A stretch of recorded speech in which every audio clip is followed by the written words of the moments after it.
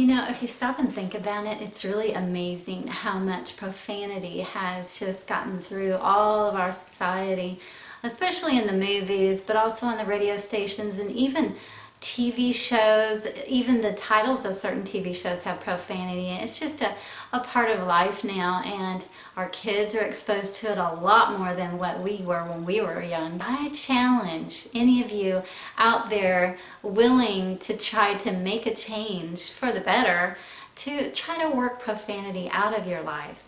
I know you're going, oh my goodness, it's such a part of me. When I lay down and go to sleep, it's even in my dreams. It's just there. It's just when I get angry, it just comes out. Well, let's try to do something about that. Let's see if we can go a whole week without using profanity. People at work or even on the highway with a little road rage there. Try to keep the profanity down in the quietness of your own car. I know that you can probably do it, and it might take a while because it, for some of us, is such a habit just to let it fly, you know. But I know it's possible because there are people out there like me who don't use profanity and have never used it ever since I was a kid. Now, I've been around a lot.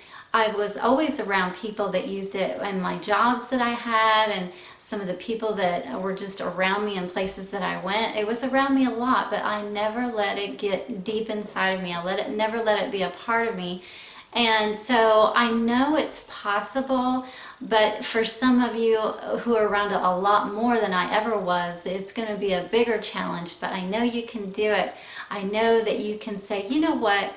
I'm going to make a decision just to get rid of that part of my life, just to clean it up a little bit. If you look at what most cuss words, a base root of them is, it's either something that's very inappropriate, something that's really disgusting and filthy, or it's the name of God, which of all, God should be the one who deserves the most respect, never to use his name as a point of anger or frustration, or maybe just to make an emphasis on something. Never would you use his name like that. That's just so disrespectful.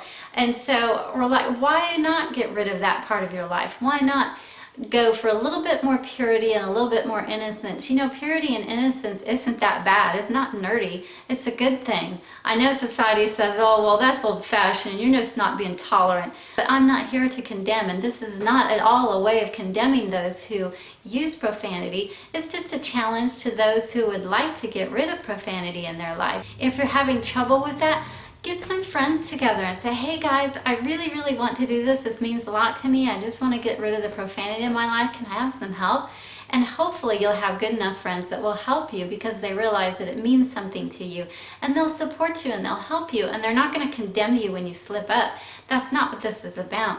No, this is just trying to make a better life, better atmosphere for children, for grandparents, for anybody that would appreciate an atmosphere that's a little bit cleaner, a little bit more intelligent, because anybody can just let words fly. Anybody with any kind of ignorance or a horrible part about them can just have a mouthful of trash. But it would be nice to have people who are you're constantly around, that you don't ever have to worry about your kids hearing the junk coming out of their mouth. So this is just a challenge to you.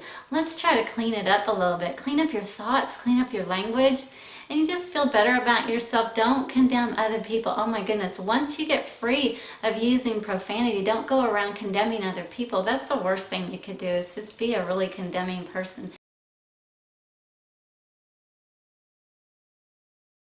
So while you're trying this challenge, go ahead and make a list of some creative words that are clean, that would be wholesome and good to say in place of the words that you normally might let slip out your mouth. Words like, how could you? It's just wrong. That stinks. I'm not going there. I'm so angry. That's not right. Oh, snap. What was that? Man, that hurts. Crackers. Fudge! I'll be so good right now! Drats! Where's the love? Grow up! What a knucklehead! Get a brain!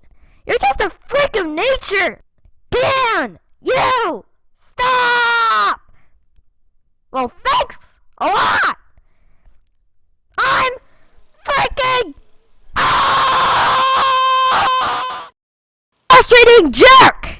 You test me! Try being considerate! You're frustrating frustratingly ignorant. Show us some